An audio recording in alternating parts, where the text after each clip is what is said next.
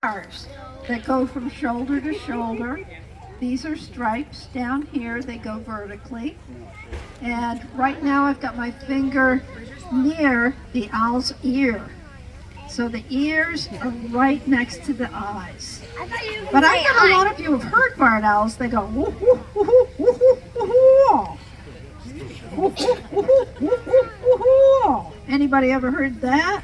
Yeah. Okay, this is the owl that does that. And there's a silly way to remember how to make that call.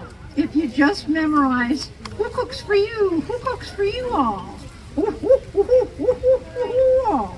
The words match the notes. Who cooks for you? Who cooks for you all? Go ahead. And sometimes they skip the first 6 notes and they just do the you all part. They go who-all. Go ahead. Who-all. Okay, excellent. Did you watch her look straight over her back? Yeah, owls can do that. How do they do that, Mark? Well, they have twice as many bones in their neck as you. You have 7 bones in your neck. They have 14. And those extra bones give them extra joints to turn their head extra far. So they can turn their head this far. This is how far an owl can turn its head in one direction and go Looking right at you. 220 degrees. Back to the front, I know how much. 220 in the other direction. How many? So this just turned into a math question for all the fairies in the audience. What's 220 plus 220? 440, yeah. How many degrees in a circle? This is all fairy math, so we can talk about it. 360 degrees in a circle, and an owl can do 440, which is more than a full circle if you count both directions. Now, if you're dressed up as a fairy right now, how far can you turn your head in both directions? How much of a circle? Remember to go left, remember to go right. You can do about half a circle, right? 180 degrees. So owls have you beat because they have those extra neck bones. Now, let's talk about the relationship between owls and fairies here. Owls kind of look out for fairies. They protect them. You know, they don't eat them, despite the rumors you might have read online. Owls do not eat fairies. And if you're at a fairy house and you're looking around, you might see an owl in the trees, kind of checking you out, guarding you, keeping you safe. So if you see an owl as a fairy, you don't have to worry about it. They're not going to eat you. Now this barred owl, unfortunately, was hit by a car.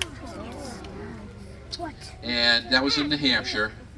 And someone found her next to the highway with a badly broken right wing.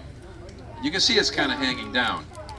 And she can't fly. That wing did not heal properly. She did go to a wildlife rehab center and they tried to fix the wing and they were unable to fix it. They did get the bone to heal. She had a broken bone in the wing, but they couldn't fix the tendons, ligaments, and muscles that were damaged in that car strike. So she is not able to fly, and that's a permanent disability. So in her outdoor cage, I built her a handicap ramp. And so she can climb up the ramp, sit up high on a perch. If she wants a drink of water, she comes walking down the ramp, gets a sip of water, goes back up to her high perch. And for a couple years, she lived alone. And then we adopted another barred owl that was also hit by a car in New Hampshire.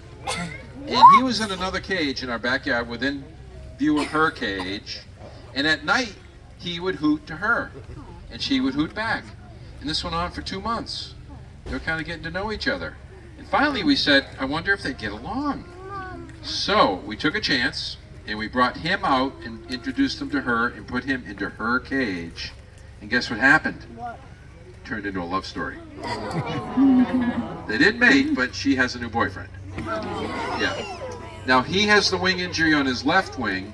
Hers is on the right wing. So they sit good shoulder to good shoulder.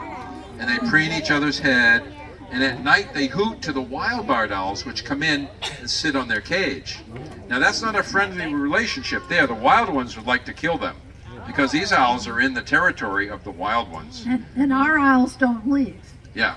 So these wild owls are saying, what the heck? These owls won't leave our territory. They come in and hoot at them every night.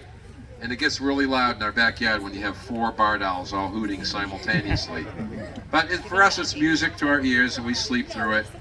you get used to it. It's kind of pleasant. And you know, if you hear an owl, just copy the sound, even if you don't remember what kind it is, because sometimes they'll answer you. And that's really fun. They're not going to attack you, but just copy the sound. How many of you have hooted to an owl? All right. Did the owl answer? They got to be in the mood. You had an answer? You had a little conversation? Was it a barred owl? It was a barred owl. Excellent. What town was that? That was up in Vermont, outside of Montpelier. Near right. Montpelier, or as they say in Vermont, Montpelier. Yeah, that's great. New England has a lot of barred owls. It's probably the most common owl over all of New England. In fact, barred owls have extended their range out to the west coast now in Washington and Oregon state, and even in British Columbia. And 100 years ago, they weren't out there. And now they nest on Cape Cod in almost all the towns on the Cape. And 30 years ago, this was a rare bird on Cape Cod, so they've expanded their range. But here in this part of Massachusetts, they're abundant. And they even show up in cities in the winter. One year, about 20 years ago, there was one living in the Christmas tree at Faneuil Hall in Boston. And he lived in that Christmas tree for 3 weeks, and he was eating rats and pigeons. So you could go in shopping in Boston, go to Faneuil Hall, look up in the Christmas tree with your shopping bags, and see this barred owl ripping apart a dead rat. It really was seasonally a lot of fun. Yeah, yeah.